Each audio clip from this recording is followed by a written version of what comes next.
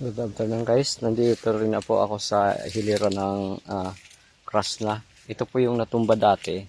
Yan, maganda na rin po. Yan, ito yung pinakapuno niya.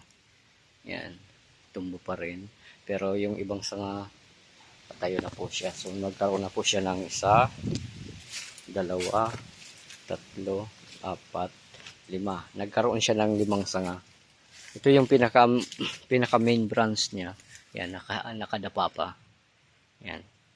So, yan po yung ano ng Krasna. So, titingnan ko rin po itong hilira ng Krasna kung mayroon pong natumba ng bagyo. Bagyo ng Christine. So, ito po yung mga natumba dati. Okay naman po. Ito, mga natumba dati.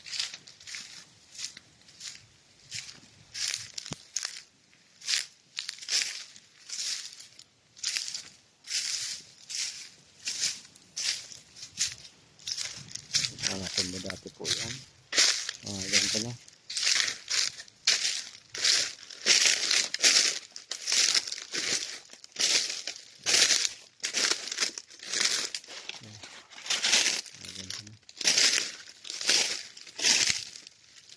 Ito, dinami yung sanga. Yung unang natumba.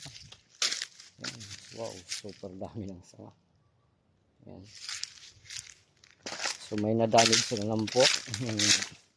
Hangin yung Christine. Ito po, 2 punong magkatabi. Yan. Yan. So 2 pong Krasna ang na-damage. 2 mahogany. Rather, 2 Malasenses at 2 Krasna. So yun lang po. Short update lang po. Good afternoon.